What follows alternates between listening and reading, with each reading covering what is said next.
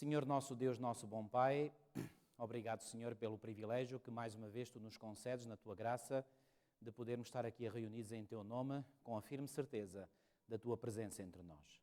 Muito obrigado por mais uma vez termos a revelação diante de nós e suplicamos, Senhor, que o mesmo Espírito que inspirou quem escreveu isto possa nos iluminar a nossa mente a cada um de nós para que possamos compreender e, sobretudo, Senhor, porque vamos estudar um assunto que é de veras importante para nós hoje.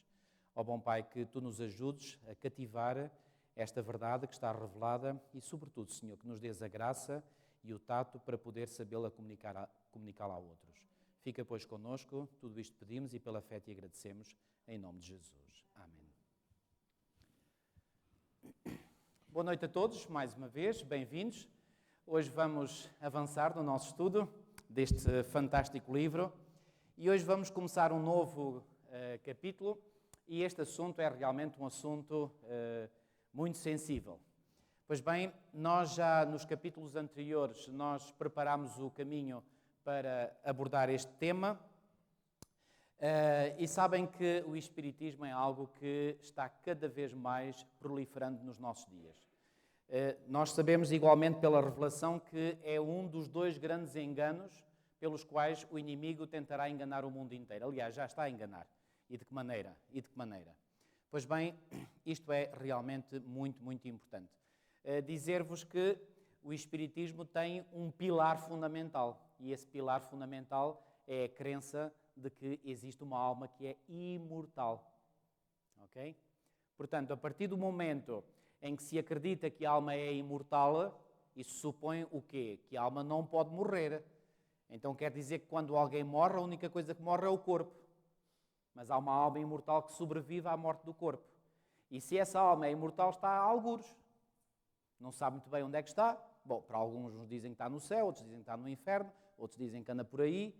Mas o Espiritismo parte exatamente desse pressuposto para dizer se a alma está aí, então será possível entrar em contacto com ela. E ao entrar em contacto com essas supostas almas dos mortos, entra-se em contacto direto com demónios. Ponto. Ok? Isto é uma verdade nua e crua, mas é isso mesmo. O ministério dos santos anjos, conforme é apresentado nas Sagradas Escrituras, é uma verdade de veras confortadora e preciosa para todo o seguidor de Cristo. Mas o ensino bíblico acerca deste ponto tem sido obscurecido e pervertido pelos erros da teologia popular. E um dos erros é exatamente aquele que eu referi, que é a imortalidade da alma. A doutrina da imortalidade natural, que veio da filosofia pagã, vocês perguntarão, mas como é que isto acabou por ser introduzida na teologia cristã? Pois bem, já data lá há muitos séculos atrás. E começou logo a partir do segundo século da era cristã. E sabem como? Através, imagina, de teólogos da própria Igreja. Da própria Igreja cristã havia alguns que se notabilizaram mais no estudo da revelação, etc. Tornaram-se doutores em teologia e ficaram conhecidos na história eclesiástica como os pais da Igreja. Já ouviram falar nesta expressão? Os católicos romanos usam muito essa expressão, os pais da Igreja, ou também os padres da Igreja. Quem são os padres da Igreja? Quando vocês ouvirem falar nesta expressão, pais da Igreja, saibam que se refere a um conjunto de teólogos a partir do segundo século, segundo, terceiro, quarto século, e também chegou a São Tomás de Aquino, já século XIII, portanto, que marcaram, de certo modo, a teologia da Igreja. E o que é que fizeram esses alguns, se não quase todos, pais da Igreja? Pois bem, eles bebiam da filosofia grega. Quando eu digo bebiam, iam estudar a filosofia grega, e este conceito da imortalidade da alma foram buscar precisamente à filosofia grega e introduziram-na na teologia cristã. E é por isso que hoje a Igreja Católica Apostólica Romana defende o conceito da imortalidade da alma como sendo um princípio cristão, quando não é. E, infelizmente, os protestantes nunca se desenvencilharam desse erro. Foi desse e foi do erro do falso sábado, o domingo. Ok? Desculpem, não sei se... não tinha lido tudo. A doutrina da imortalidade natural, que veio da filosofia pagã e que foi incorporada na fé cristã durante as trevas da grande apostasia, tem suplantado a verdade tão claramente ensinada nas Escrituras de que os mortos não sabem coisa nenhuma. Isto é uma verdade bíblica que não dá para dar a volta mesmo. multidões têm acreditado que os espíritos dos mortos é que são os espíritos ministradores enviados para servir a favor daqueles que hão de herdar a salvação. Este é um texto de Hebreus 1,14 e que fala do ministério dos anjos, mas dos anjos de Deus, mas que é falsamente interpretado como sendo os espíritos dos mortos. Isto apesar do testemunho das Escrituras quanto à existência dos anjos celestiais e a sua relação com a história do homem antes da morte de qualquer ser humano. Ou seja, aquilo que a Bíblia claramente ensina, que existem seres sobrenaturais chamados anjos, isso é quase posto de parte. E depois vai-se acreditar na existência dos espíritos dos mortos. Estão a ver? Portanto, aquilo que é verdade esconde-se e o que é erro eleva-se. A doutrina da consciência do homem na morte, especialmente a crença de que os espíritos dos mortos voltam para contactar com os vivos. Atenção que aqui, eu há bocadinho referi o termo alma, aqui refere-se o termo espírito. Sabem porque que, eu já vos tinha dito anteriormente, sabem porque que às vezes também se fala em espíritos? Porque na teologia popular, espírito e alma é a mesma coisa. Não é. Não é. Biblicamente falando, não é. Só que se confunde. Então, para alguém que aceita a teologia popular, falar de espírito ou falar de alma é a mesma coisa. São termos sinónimos, mas não são. Ok? Portanto, a crença de que os espíritos dos mortos voltam para contactar com os vivos abriu caminho para o moderno espiritismo. Como? Através do que eu já vos disse. Se os mortos são admitidos na presença de Deus e dos santos anjos e se são favorecidos com conhecimentos que superam em muito os que antes possuíam, por que não voltariam eles à terra para iluminar e instruir os vivos? E aqui, reparem, está aberta... Reparem, esta crença aqui, digamos, é uma variante da crença geral que eu referi há pouco. Existe a crença geral de que, se existe uma alma imortal, então é possível entrar em contacto com ela. Para aqueles que são mais cristãos, pois bem, então aqui esta é a variante de que os espíritos ou as almas estão no céu e, portanto, têm todo o desejo de vir cá abaixo à terra comunicar com os humanos. Se, conforme é ensinado pelos teólogos populares, os espíritos dos mortos estão a pairar sobre os seus amigos na terra, porque não lhes seria permitido, cá está, comunicar-se com eles, para os advertir contra o mal ou consolá-los na tristeza. Como podem os que creem no estado consciente dos mortos rejeitar o que lhes chega como luz divina transmitida por espíritos glorificados? É que, acreditando neste erro, pois bem, está a mente da pessoa que acredita no erro da imortalidade da alma, está totalmente escancarada à possibilidade de que é possível entrar em contacto com os mortos. Estão a ver? E aí, volto a referir, está o caminho todo aberto para entrar em comunicação com demónios. Isto é terrível. Isto é absolutamente... E reparem como um simples, entre aspas, erro pode levar a consequências tão nefastas. Eis aí um meio de comunicação considerado sagrado, e olhem aqui, e de que Satanás se vale para atingir os seus objetivos. Os anjos caídos que executam as suas ordens aparecem como mensageiros do mundo dos espíritos. Ao mesmo tempo que diz pôr os vivos em comunicação com os mortos, o príncipe do mal exerce sobre eles a sua influência fascinante. E é por isso, amigos, que já nos tempos do Antigo Testamento, já para não falar do Novo Testamento, mas já nos tempos do Antigo Testamento, nós encontramos alguns termos muitíssimo fortes falando contra a comunicação com os mortos. Fortíssimos. Aliás, a pena de morte era dada sobre aqueles que praticassem tal coisa. Já agora, venham abrir as vossas Bíblias, caso tenham, e vamos ver exatamente esses textos. Não são muitos, são uns 3 ou 4. Eu vou mostrar-vos os 4. Vamos começar por Levítico capítulo 19. Levítico 19. Irmãos, estes são textos que, quando vocês falam deste assunto com alguém, ou fazem um estudo bíblico sobre este assunto, são quase textos obrigatórios. Ok?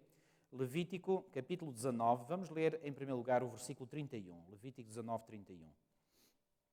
Na minha versão diz assim, eu sei que noutras versões está um bocadinho diferente, na minha diz assim: não vos voltareis para os necromantes. O que quer dizer necromante? Necro, o prefixo necro quer dizer morte. Por exemplo, o que é uma ave necrófaga? Quer dizer fagos, quer dizer comer, necros, mortos. Uma ave necrófaga quer dizer uma ave que come coisas mortas, cadáveres. Por exemplo, as águias, como é que se chamam? Os abutres, exatamente. Os abutres, portanto, são aves necrófagas. hoje em dia não sei se já ainda existe, mas no passado, quando os jornais tinham aquela página sobre os anúncios de quem morreu, das missas, dizia lá por cima necrologia, necro, cá está, logos, é o conhecimento dos mortos, ou o conhecimento acerca dos mortos. Então, necromante, mante vem de necro, também morto, mancia, quer dizer, sabedoria, sabedoria dos mortos, ou obter sabedoria através dos mortos, isso é que é a necromancia. O necromante é o que pratica a necromancia, ok? Então, não vos voltareis para os necromantes, nem para os adivinhos, não os procureis para seres quê? Contaminados por eles, eu sou o Senhor vosso Deus. Portanto, aqui está um aviso claríssimo de que isto é terreno proibido, para o povo de Deus não entrar. Capítulo 20 e versículo 6, de Levítico, mesmo livro. Diz assim, quando alguém se virar para os necromantes e feiticeiros, para se prostituir com eles, claro que aqui é prostituição espiritual, eu me voltarei contra ele e quê? E o eliminarei do meio do seu povo. Para as pessoas que entrassem neste campo, Deus dizia, vós ireis ser eliminados do povo. Era a expulsão do povo. Mas ainda há pior.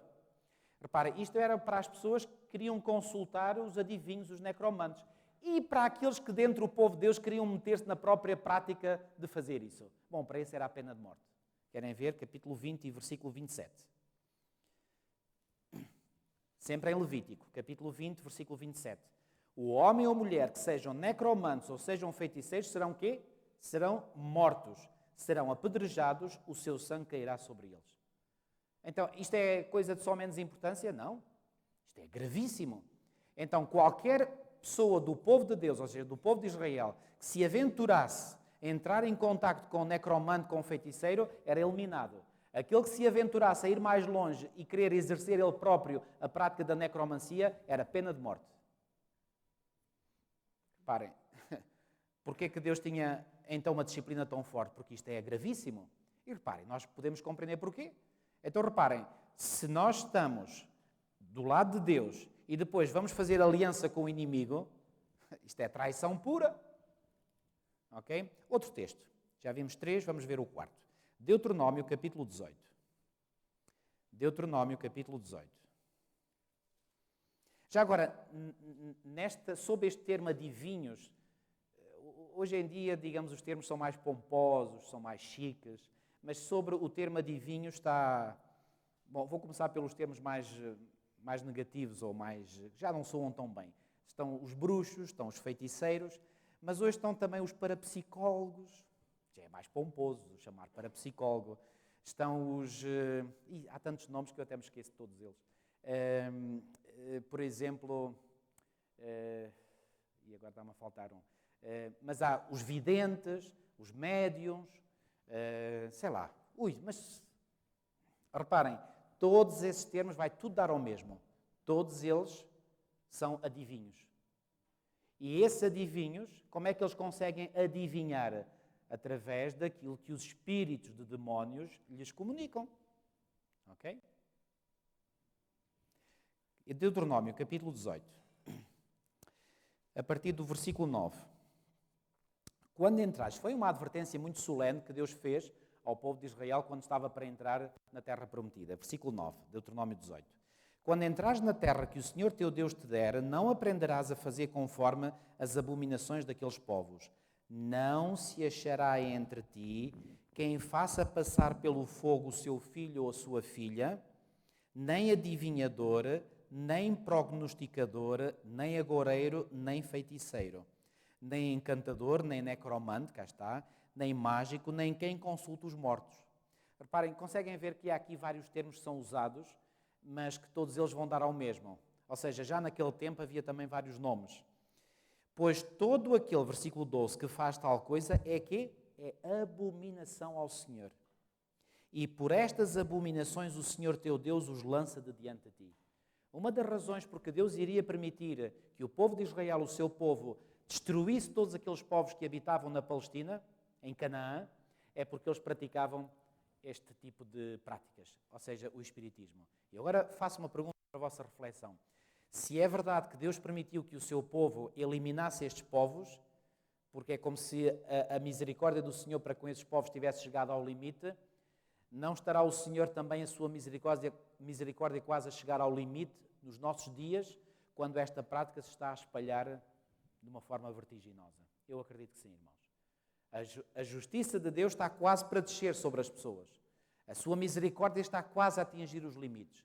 E por isso é que estamos na 1ª hora, eu diria quase no 59º minuto, e nós temos o dever de partilhar com outros esta mensagem. Quer gostem, quer não gostem, mas devemos, pelo menos, ter o tato e a delicadeza para saber comunicar esta verdade aos outros, porque ao fazermos isso, sobretudo com aqueles que estão incautos, que não sabem, é uma forma de os subtrair ao poder de demónios.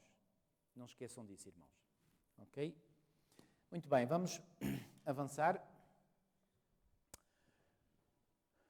Ele tem poder, ele quem? Satanás, para fazer surgir, olhem aqui, isto é muito importante, para fazer surgir perante os homens o quê? A aparência dos seus amigos falecidos.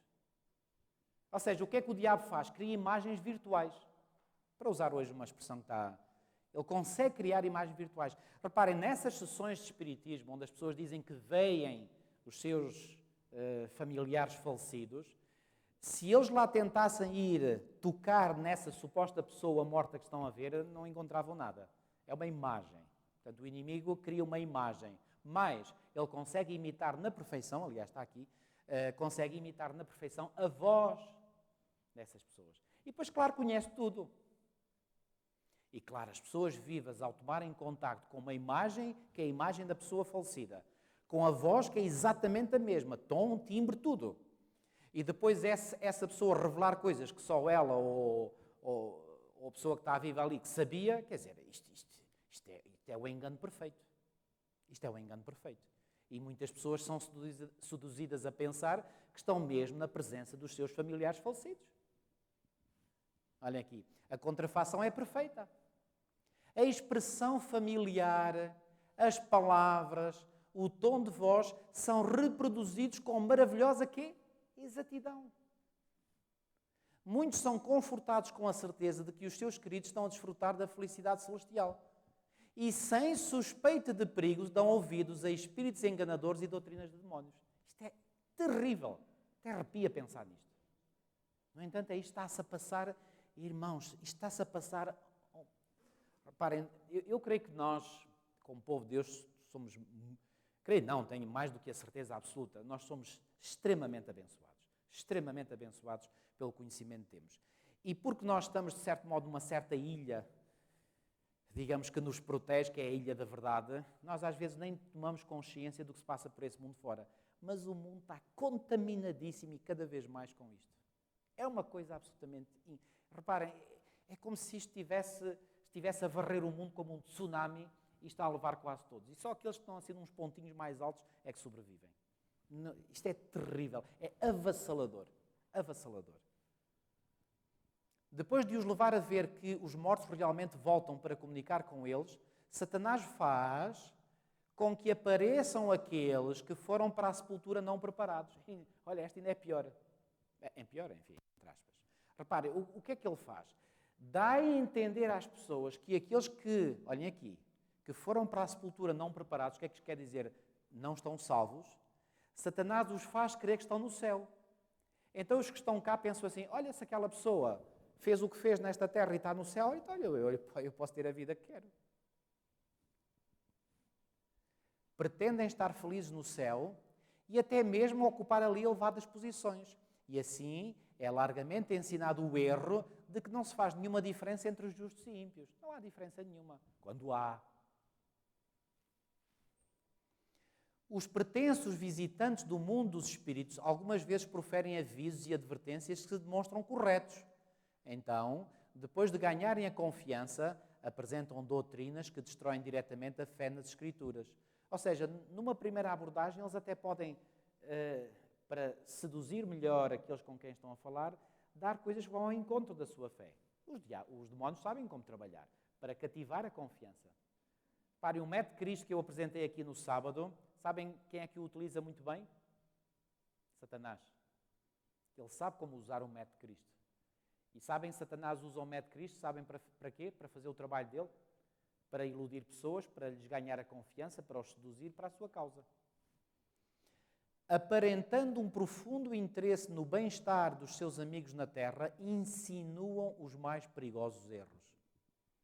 O facto de declararem algumas verdades, algumas, não é todas, algumas verdades, e poderem por vezes predizer acontecimentos futuros, dá às suas declarações uma aparência de verdade. Os irmãos dizem, então, mas o diabo consegue predizer acontecimentos futuros? Bom, não vou-vos dizer uma coisa, ele é um magnífico estudante das profecias. E, portanto, ele não sabe tudo ao pormenor, mas sabe algumas coisas no geral. Então ele consegue, através disso, fazer predições. E os seus falsos ensinos são tão prontamente aceitos pelas multidões e tão implicitamente acreditados como se fossem as mais sagradas verdades da Bíblia. A lei de Deus é posta de parte, que é o que o diabo quer.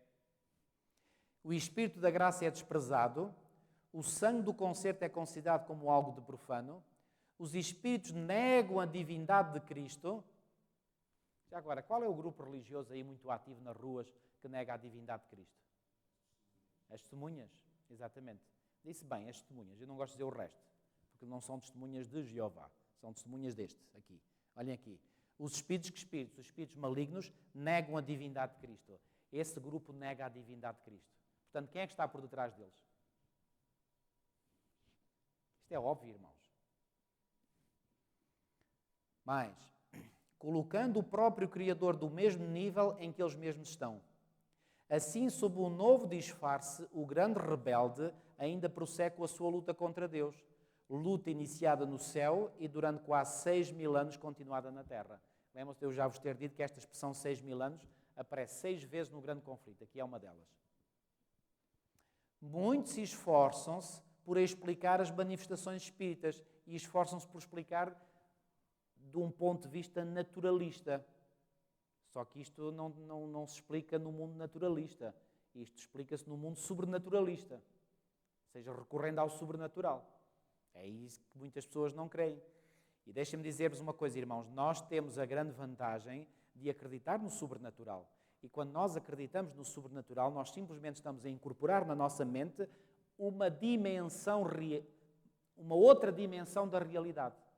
Coisa que os agnósticos ateus não aceitam. E por isso, e deixem-me dizer-vos isto, sabem que aqueles que são agnósticos e ateus, eles normalmente gostam de ridicularizar os crentes e normalmente dizem que nós temos assim umas palas nos olhos e só vemos isto. Sabe quem é que tem as palas? São eles mesmos. Porque eles só veem o mundo natural. Não aceitam a existência do mundo sobrenatural. Então, quem é que na realidade tem palas? Eles têm as palas. Estão a ver? Mas, embora seja verdade que os resultados da trapaça tenham muitas vezes sido apresentados como manifestações genuínas, tem havido também assinaladas exibições de um poder sobrenatural. Portanto, eu esqueci-me de aqui ler esta parte. Primeiro, muitos esforçam-se por explicar as manifestações espíritas, atribuindo-as totalmente a fraudes e prestidigitação por parte do médium. Mas, reparem, vou ler mais uma vez esta frase. Mas, embora seja verdade que os resultados da trapaça tenham muitas vezes sido apresentados com manifestações divinas, tem havido também assinaladas exibições de um poder sobrenatural. O que é que isto quer dizer? Que há situações em que aquilo pode ser apenas um truque. Pode haver. Pode haver. Por exemplo, aqueles ilusionistas que fazem coisas, etc. Bom, muitas vezes, isso são truques. Algumas vezes, nem todas. Outras vezes são exibições de um poder sobrenatural. Por exemplo, vou-vos dar um exemplo. Aqueles ilusionistas vão para o palco, metem, por exemplo, uma rapariga quase toda nua numa caixa e depois vêm ali com uma lâmina e cortam a caixa ao meio e depois separam, depois estão as pernas a mexer de um lado e está a cabeça do outro. Já viram essas coisas? Bom, isso são truques. Isso são truques, porque há duas mulheres, uma está... E essas caixas têm uma forma, por exemplo, a que está com as pernas de fora mete o corpo para baixo e a outra igualmente, e são truques. Não há nada aí de sobrenatural, mas há outras coisas que podem ter caráter sobrenatural. Okay? É o que Ellen White está aqui a dizer. Agora, as pancadas misteriosas, as pancadas são estas. São umas pancadas que se ouviram em casa de umas irmãs, chamadas as irmãs Fox. Okay? Hoje a casa dessas irmãs foi transformada em museu, está lá nos Estados Unidos. E então o que é que aconteceu? As pancadas misteriosas com que o espiritismo moderno se iniciou não foram resultado de embuste ou estratagema humano, mas obra direta dos anjos maus, que assim introduziram um engano dos mais eficazes para a destruição das almas. Muitos serão enredados pela crença de que o espiritismo não passa de uma impostura humana. Reparem, muitos daqueles que são agnósticos e ateus acham que o espiritismo é apenas, é tudo truques, são truques. Mas nós que conhecemos a realidade do mundo sobrenatural, sabemos que, pois bem, agentes do mundo sobrenatural podem vir a influenciar as coisas do mundo natural. E é o que se passa. Mas quando postos perante manifestações que só podem ser consideradas como sobrenaturais, serão enganados e levados a aceitá-las como o grande poder de Deus. Então estas pessoas normalmente são crentes, quando elas passam a tornar-se crentes, os descrentes, quando eles passam a tornar-se crentes, muitas vezes, em vez de acreditar em Deus, acreditam no inimigo, pensando que estão a acreditar em Deus. Estão a ver? Estas pessoas não tomam em consideração o testemunho das Escrituras relativo às maravilhas operadas por Satanás e pelos seus agentes. Foi com a ajuda satânica que os magos do faraó conseguiram contrafazer a obra de Deus. Paulo afirma que antes do segundo advento de Cristo haverá manifestações semelhantes desse poder. Reparem, quando os magos de faraó foram lá e criaram serpentes e tal, isso foi manifestação sobrenatural. Agora, será que essas serpentes eram reais? Sabe uma coisa?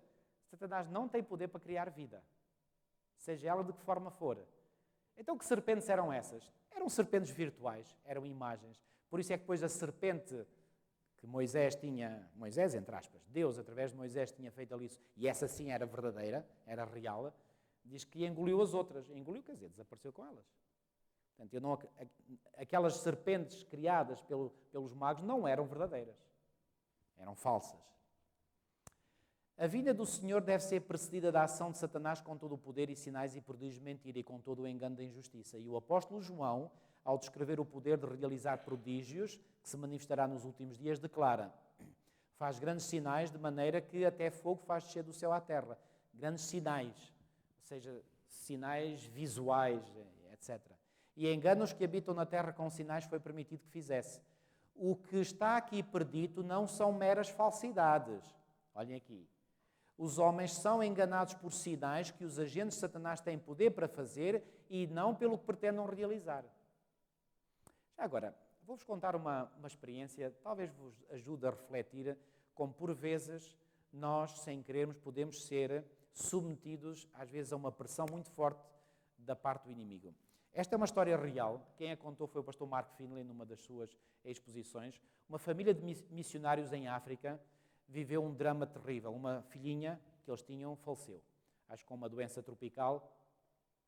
Não sei se a menina tinha para aí 10, 12, 11... Pronto, estava ali no início da adolescência. E acontece que, depois de terem feito a cerimónia fúnebre, voltaram para casa e a casa onde moravam tinha um resto de chão e depois um primeiro andar. E no primeiro andar era precisamente o quarto onde dormia a filha que tinha acabado de falecer. E a mãe diz que voltou ao quarto da filha e quando estava lá no quarto da filha, olhou pela janela e agora reparem o que é que ela viu. A filha a caminhar para casa. Reparem, trata-se de uma família em que eles eram missionários. Ele era pastor, a esposa, portanto, conheciam a verdade e agora ela está no quarto e ela fica estarrecida, olha pela janela e vê a filha, a imagem da filha. Mas a filha vem para casa, é como se ela tivesse a vir do cemitério, vem para casa, entra em casa, a mãe ouve a porta aí embaixo a abrir, ouve os passos da filha a subir as escadas, ouve ela a entrar no quarto, a mãe ficou gélida, quase, e a filha vem e ela senta a filha, entre aspas, a abraçá-la por detrás e dizer: mamãe, estou aqui.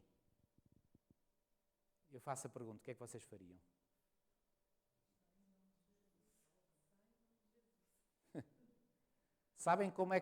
Sabem que o inimigo consegue trabalhar muito bem com as nossas emoções.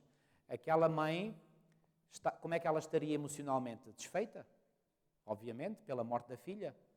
Então, gostaria ela de receber naquele momento um consolo? Claro que sim. Será que isto não poderia parecer um bom consolo, ter ali a filha junto dela, que até estava a abraçar e tudo? Aquela senhora, graças a Deus, não perdeu a fé. Sabe o que é que ela disse? Afasta-te, Satanás.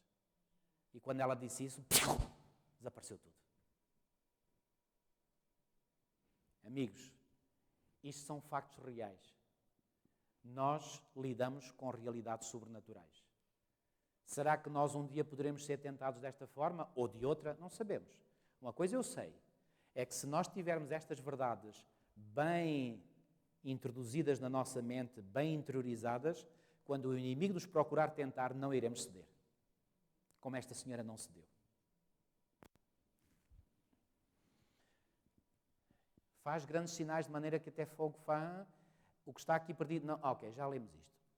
O príncipe das trevas, que durante tanto tempo tem aplicado as faculdades da sua mente superior na obra do engano, adapta habilmente as suas tentações aos homens de todas as classes e condições. Ele sabe exatamente qual é o embrulho que deve dar à tentação para parecer o mais atraente possível à pessoa que ele vai tentar. Se é uma pessoa da alta sociedade, apresenta o embrulho. Se é uma pessoa da média sociedade, é outro embrulho. Enfim, apresenta o engano no seu embrulho apropriado, digamos assim. As pessoas cultas e educadas apresentam o espiritismo nos seus aspectos mais apurados e intelectuais. Claro, porque as pessoas têm mais inclinação para coisas intelectuais, etc. Então ele apresenta nos seus aspectos mais apurados e intelectuais. E assim consegue atrair muitos para a sua cilada. A sabedoria que o espiritismo comunica é a que o apóstolo Tiago descreve, a qual não vem do alto, mas é terrena, animal e diabólica. É isto. Entretanto, o grande enganador esconde isso quando o encobrimento é mais conveniente para o objetivo visado. Aquele que perante Cristo no deserto da tentação pôde aparecer vestido com o resplendor dos serafins celestiais, vem aos homens da maneira mais atrativa como anjo de luz. Aliás, ele é anjo de luz. Lúcifer quer dizer exatamente isso, porta-luz. Apela para a razão, apresentando assuntos que elevam e deleitam a imaginação com cenas arrebatadoras. Atenção que aqui entramos numa outra faceta do espiritismo, que eu já disse aqui, os ingleses chamam de espiritualismo, que é mais o espiritualismo na sua dimensão intelectual. E eu vou dizer mais uma vez, irmãos, e eu digo isto tendo a plena certeza do que estou a afirmar. Hoje, aparentemente, não há pessoas, ou não vemos pessoas, possuídas de demónios, como víamos há 40, 50 anos atrás, que as pessoas trabuchavam, etc. Isso era tão comum. Mesmo às vezes havia casos dentro da nossa igreja. Já ouviram falar de casos desses? Hoje não existe. Parece que o diabo está de férias. Sim. Sim. Ok. Pronto. Uhum. Ok. Agora a minha pergunta é, porquê que esses casos, como a irmã descreveu, aconteciam e agora parece que não acontecem mais? Será que o diabo está de férias? Não, não está de férias, não. Ele está mais ativo ainda agora do que estava no passado. Sabem porquê? Porque ele hoje é mais subtil. Então, essas possessões hoje têm outra forma, apresentam-se com outro formato. Como a sociedade evoluiu em conhecimento, etc., então ele hoje é mais subtil. E eu vou-vos dizer, hoje há possessões igualmente, só que são possessões intelectuais. Há pessoas que intelectualmente estão possuídas. Por isso é que quando nós procuramos raciocinar com essas pessoas, não dá mesmo. As pessoas estão bloqueadas num tal bloqueio intelectual, não dá. Isso é, para mim, isso é possessão demoníaca. E olhem aqui, apela para a razão, apresentando assuntos que elevam e deleitam a imaginação com cenas arrebatadoras, conquistando o afeto por meio de eloquentes quadros de amor e caridade, excita a imaginação a voos bem altos, levando os homens a terem grande orgulho na sua própria sabedoria, a ponto de no seu coração desprezarem o eterno. Há tantas teorias, tantas filosofias que embalam as pessoas nestes erros. E as pessoas, ao aceitarem essas ideias, essas filosofias, pensam que estão numa área muito elevada do conhecimento, quando estão na tal sabedoria que é baixa, que é terrena, que é animal, que é diabólica. Aquele ser poderoso que pôde levar o Redentor do mundo a um monte muito alto e mostrar-lhe todos os reinos da terra e a sua glória, apresentará aos homens as suas tentações de maneira a perverter a noção de todos os que não estejam escudados no poder divino. Como fez com Eva no Éden, Satanás hoje seduz os homens pela, isto é terrível, lisonja. Despertando neles o desejo de obter conhecimento que é proibido, tornando-os ambiciosos de exaltação própria. Foi o acariciar estes males que ocasionou a sua queda e, por meio deles, procura conseguir a destruição dos homens. Sereis como Deus, declara ele, sabendo o bem e o mal. Bom, sabem, nesta declaração há aqui um erro. Sereis como Deus. Isto é falsidade. Mas há aqui uma verdade. Sabereis o quê? Sabendo o mal. Eles iriam conhecer o mal, que até aí não tinham conhecido. O Espiritismo ensina que o homem é criatura suscetível de progresso. Já agora, o que é que ensina isto? Que nós estamos em progresso, que nós vimos de gerações anteriores, eram todos parvos e estúpidos, mas nós hoje somos a geração mais iluminada, mais evoluída. Nós hoje temos computadores, temos tudo, então não somos mais evoluídos. Sabem? Eu comparo o conhecimento, reparem, a Bíblia é clara a dizer que o conhecimento se multiplicaria. Não é só o conhecimento humano, também é sobretudo o conhecimento bíblico, mas o conhecimento humano também se multiplicou. Mas sabem, o conhecimento humano podemos comparar a um prédio, que vai crescendo, vai sendo edificado, andar após andar, andar após andar. Mas sabem, o facto de nós hoje estarmos talvez no último andar do conhecimento humano, não quer dizer que nós sejamos melhores do que aqueles que construíram os andares cá em baixo. Nós estamos a beneficiar de todo um conjunto de descobertas científicas, tecnológicas que foram feitas, mas isso não nos faz necessariamente melhores. Mas, através desta filosofia, da teoria da evolução, tenta-se fazer crer que nós hoje estamos numa condição muito mais evoluída a todos os níveis do que os nossos antepassados. Os nossos antepassados até vêm lá do primata e do macaco e sei lá o quê. Então, claro, estamos muito melhores hoje. Já não andamos em 4 patas, andamos em 2. Esta gente é simplesmente doida.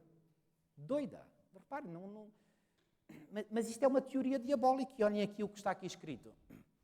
Que o homem é criatura suscetível de progresso. Então, reparem, o Espiritismo ensina isto. E isto é o pressuposto básico do evolucionismo. E vocês perguntarão, então o Espiritismo aceita o evolucionismo? Se aceita, estão casados um com o outro. Espiritismo e evolucionismo. Ou poderíamos dizer, o evolucionismo é uma faceta do Espiritismo intelectual ou intelectualizado, que é seu destino progredir desde o nascimento até à eternidade em direção à divindade e ainda cada espírito julgar-se a si mesmo e não a outro. Olha, sabem, já agora, irmãos, deixem-me fazer aqui um reparo e uma chamada de atenção. Sabem que esta questão aqui, e eu acredito que nós às vezes, sem querer, de uma forma muito subtil, estamos a ser enganados por esta teoria. Olhem aqui, leiam mais uma vez com atenção. Cada espírito julgar-se a si mesmo e não ao outro. O que é que isto quer dizer? Que cada pessoa é independente, pode fazer o que bem lhe quer e que não tem que prestar contas a ninguém nem a Deus. Ok?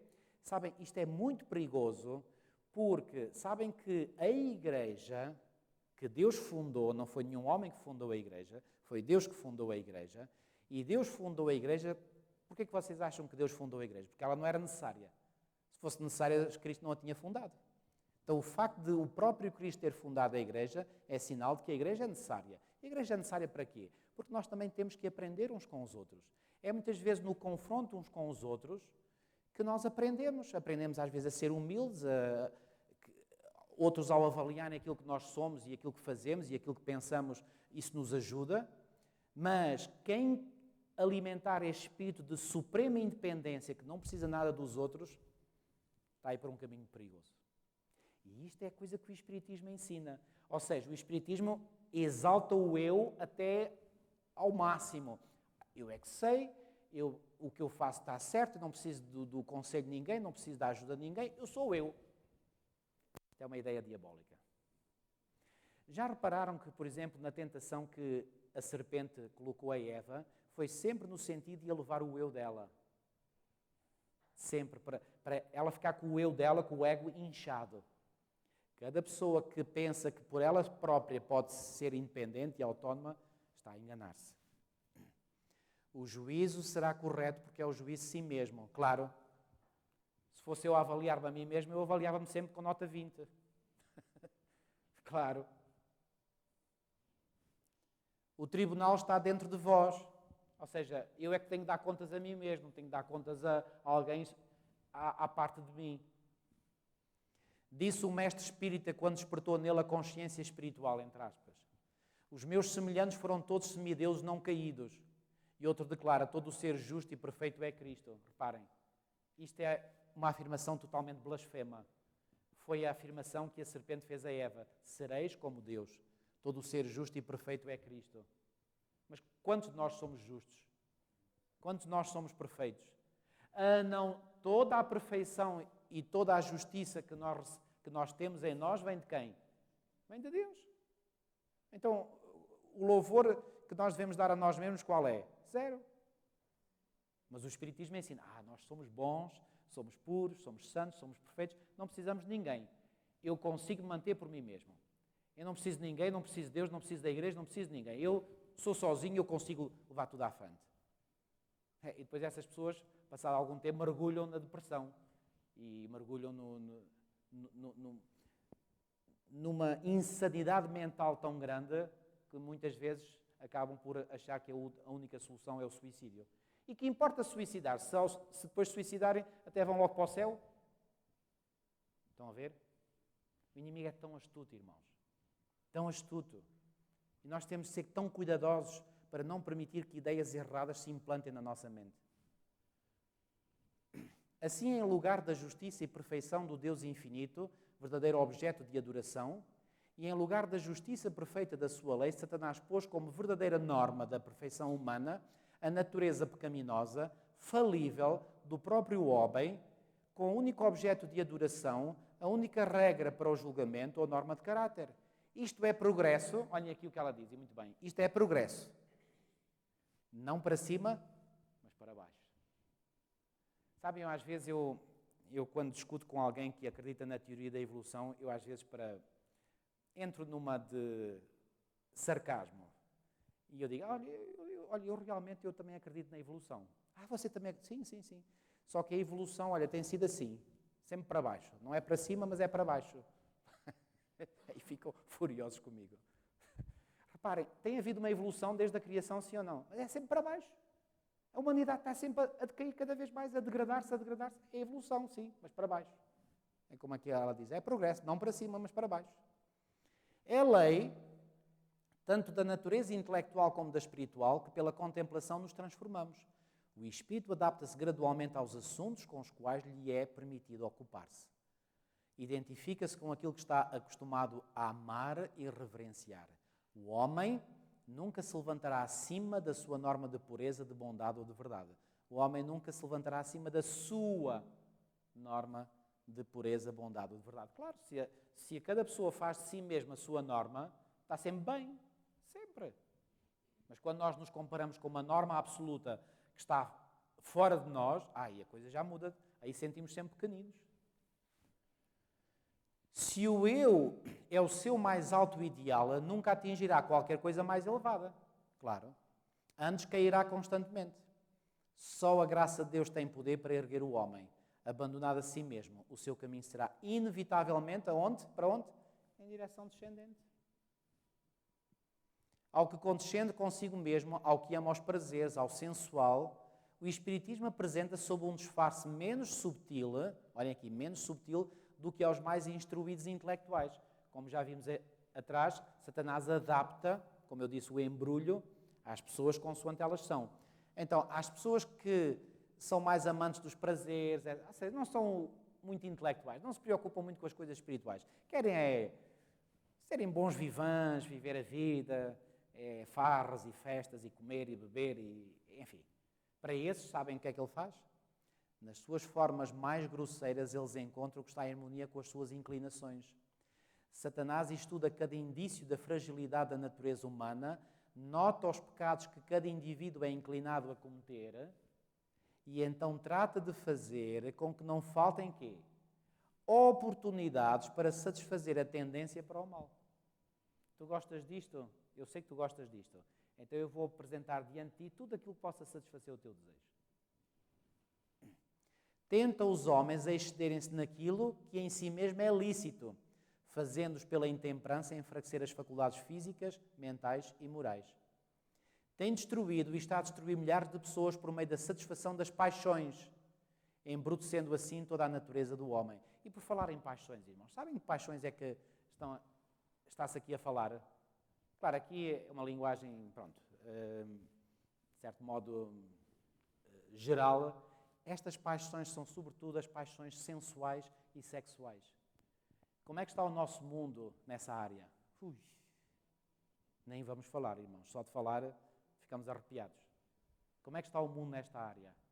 Reparem, já não é só as perversões da sexualidade, como o adultério, como outra... Não, agora é a homossexualidade, é o transgenderismo, é sei lá mais o quê.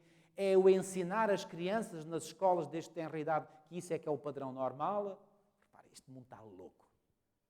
Totalmente louco. E o pior é que os loucos é que parecem dominar o mundo e governar o mundo. E aqueles que ainda têm um mínimo de bom senso, esses é que são os atrasados e são os fundamentalistas e é tudo. Esses é que são...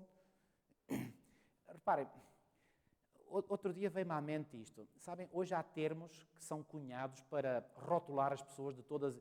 Sabem, quando não se consegue às vezes ganhar um argumento, então dá-se um rótulo a uma pessoa e essa pessoa com esse rótulo fica logo destruída. Por exemplo... Imaginem um debate entre alguém que defende a homossexualidade e aquele que é contra. Claramente que aquele que é contra a homossexualidade tem melhores argumentos para ganhar. Mas, quando o outro se vê que está quase a perder, sabe que tu és um homofóbico. Pronto, rótulo, pumba, homofóbico. Pronto. Vocês não ouvem esses rótulos? Os homofóbicos, os islamofóbicos, os sexistas e mais não sei quanto. Já agora, eu faço um pedido a vocês, que é para vocês me ajudarem. Eu ainda estou a ver se encontro um termo que tenha sido cunhado, que é o cristofóbico. Nunca ouvi. Nunca ouvi esse termo. Há islamofóbicos, há homofóbicos, há não sei quantos fóbicos. Não há um cristofóbico. E sabem porquê? Não convém ao plano de Satanás. Quem deveriam ser chamados os cristofóbicos? Aqueles que se opõem ao cristianismo e aos valores cristãos. Não há esse termo, não existe. Isto não mostra o ridículo e a hipocrisia da sociedade em que vivemos? Claramente. Claramente. Mais. E para completar a sua obra, declara por meio dos Espíritos que o verdadeiro conhecimento coloca o homem acima de toda a lei. Não se lembram que no início, quando Lúcifer se rebelou no céu, ele rebelou-se contra quem? E contra quê? Duas coisas. Rebelou-se contra Cristo e contra a lei. Não é por acaso que a palavra de Deus no livro do Apocalipse e no capítulo 14 e no versículo 12, depois de apresentar as 3 mensagens angélicas, diz que o povo de Deus há de ser diferenciado de todos os outros. Porquê? Porque guardam os mandamentos de Deus e têm a fé em Jesus. O verdadeiro povo de Deus aceita as duas coisas. Exatamente as duas grandes coisas que Satanás pôs em causa. Já pensaram nisso? E para completar a sua obra, declara que o homem está acima de toda a lei. Então, se o homem está acima de toda a lei, eu estou acima da lei, não tenho preciso guardar a lei. É como aqueles que fazem leis humanas. Eles fazem as leis, mas sabem para quem é? Para os outros, para eles não. Não estou a brincar, é verdade. Que tudo está certo, que Deus não condena. Ouve-se tanto esta frase hoje. Deus é bom, Deus é amor, Ele não condena. E que todos os pecados que se cometem são inocentes.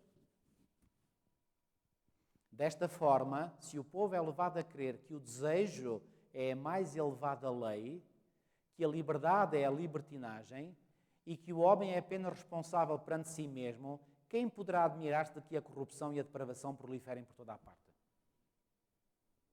Aqui está. E por isso vivemos no mundo em que vivemos, onde tudo é permitido, e há daqueles que critiquem alguma coisa que é errado. Multidões aceitam avidamente os ensinos que as deixam em liberdade, mas em liberdade para fazer o quê? Olhem aqui. Em liberdade para obedecer aos impulsos do coração carnal. As rédeas do domínio próprio são dirigidas pela concupiscência, as faculdades do espírito e da alma são submetidas às inclinações animais E Satanás arrasta exultantemente para a sua rede milhares, olhem aqui, milhares que se dizem seguidores de Cristo. Reparem, isto aqui é para aqueles que professam ser cristãos. Não é só para os incrédulos ateus. Bom, esses já estão na rede de Satanás há muito tempo. Satanás tenta enredar aqueles que professam ser cristãos. Mas ninguém se deve enganar com as mentirosas pretensões do Espiritismo. Deus deu ao mundo luz suficiente que o capacita para descobrir a cilada. Conforme já se mostrou, a teoria que constitui o próprio fundamento do Espiritismo está em contradição com as mais claras declarações das Escrituras. A Bíblia declara que os mortos não sabem coisa nenhuma, que os seus pensamentos pereceram, que não têm parte em nada do que se faz debaixo do sol e que não sabem nada das alegrias ou tristezas dos que lhes eram mais queridos na terra. Além disso, Deus proibiu expressamente qualquer pretensa comunicação com os espíritos dos mortos. No tempo dos hebreus havia uma classe de pessoas que pretendiam, como os espíritas de hoje, manter comunicação com os mortos. Foi o que vimos há bocadinho naqueles textos. Mas esses espíritos familiares, como eram chamados os visitantes de outros mundos, declara a Bíblia serem espíritos de demónios. E aqui aparece mais estes textos bíblicos que não vimos, mas não iremos ver agora também. O costume de tratar com os espíritos familiares foi denunciado como abominação ao Senhor e solenemente proibido sob pena de morte. Este vimos, olhem, 19:31 de Levítico e 20:27. O próprio nome feitiçaria é hoje considerado com desdém. Hoje, como eu disse, há termos que já são mais antigos. Bruxa, feiticeiro, já ir à bruxa, isso já não... Já cria assim um certo arrepio na mentalidade de hoje. Mas dizer que se vai ao parapsicólogo, isso já é bonito. O próprio nome feitiçaria é hoje considerado com desdém. A pretensão de que os homens podem manter comunicações com os espíritos maus é considerada como fábula da Idade Média. Isso é uma fábula. O Espiritismo, porém, que conta com centenas de milhares e, na verdade, milhões de adeptos, que teve ingresso aonde? Nos centros científicos, invadiu igrejas, isto é que é triste ter que ler isto, invadiu igrejas e foi bem aceito pelos corpos legislativos e mesmo nas cortes reais. Esse grande engano não é senão o reaparecimento sob o novo disfarce da feitiçaria condenada e proibida na Antiguidade. Claríssimo, claríssimo como água. Se não existissem outras provas do verdadeiro caráter do Espiritismo, bastaria ao cristão o facto de que os espíritos não fazem, olhem aqui, não fazem quê? Não fazem diferença entre a justiça e o pecado, entre os mais nobres e puros dos apóstolos de Cristo e os mais corruptos dos servos de Satanás. Ou seja, na mentalidade destas pessoas, na mentalidade secular, não há barreira entre o bem e o mal. E sabem porquê que não há essa barreira? Porque a lei de Deus é rebaixada. Quando a lei de Deus é rebaixada, e a lei de Deus é que faz claramente uma distinção entre o que é bom e o que é mau, quando a lei de Deus é rebaixada, não há mais diferença. É tudo igual. Tudo igual. Representando os mais vis dos homens como se estivessem no céu, altamente honrados, Satanás diz ao mundo: não importa quão ímpio sejas, não importa que creias ou não em Deus e na Bíblia, vive como te agradar, o céu será o teu destino. Impecável. Eu faço a minha vida, ninguém tem nada a ver com isso, não me chateiem a cabeça, não venham cá dizer que tem que ser assim ou assado. Eu vivo a minha vida como eu quero. Deus me ama, eu sei que Ele me ama e chega. Chega, chega. Vais ver no final do dia do juízo como é que vai chegar. Os mestres espíritas declaram virtualmente: qualquer que faz o mal passa por bom aos olhos do Senhor. E desses é que Ele se agrada. Onde está o Deus do juízo? Isto era uma mentalidade que existiu nos tempos do profeta Malaquias. Diz a palavra de Deus, gosto muito deste texto, Isaías 5:20. Ai dos que ao mal chamam bem e ao bem mal, que fazem da escuridade luz e da luz escuridade. Cuidado. Não podemos inverter as coisas. E não podemos inverter porquê? Porque há uma lei moral. E essa lei moral diz o que é certo e o que é errado. Ponto final. E quando a lei diz, está dito. E nenhum de nós, seres humanos, tem a capacidade de alterar aquilo que Deus disse. Acabou. Mas esta gente não aceita isso. Os apóstolos estamos a acabar. Os apóstolos, tal como esses espíritos de mentira os personificam, são apresentados contradizendo o que escreveram sob a inspiração do Espírito Santo quando estavam na terra. Negam a origem divina da Escritura Sagrada. Olhem aqui. Negam o quê? A origem divina da Escritura Sagrada. Estando assim a demolir o fundamento da esperança cristã e a extinguir a luz que revela o caminho do céu. Deixa-me só ver aqui uma coisinha. Exato. É isto mesmo. Satanás está a fazer com que o mundo creia que a Escritura Sagrada é mera ficção, ou pelo menos um livro apropriado para as eras primitivas, devendo hoje ser considerado com desprezo ou rejeitado como obsoleto. E para substituir a palavra de Deus e exibe as manifestações espíritas, este é um meio que está totalmente sob o seu domínio. Que meio é este? O Espiritismo. Olhem aqui mais uma vez. Este, o Espiritismo, é um meio que está totalmente sob o seu domínio. Não é só 80%, 90%, é 100%. Que Deus nos ajude, irmãos, a escaparmos por completo ao poder deste engano terrível. E que Deus nos ajude. Vamos terminar por aqui.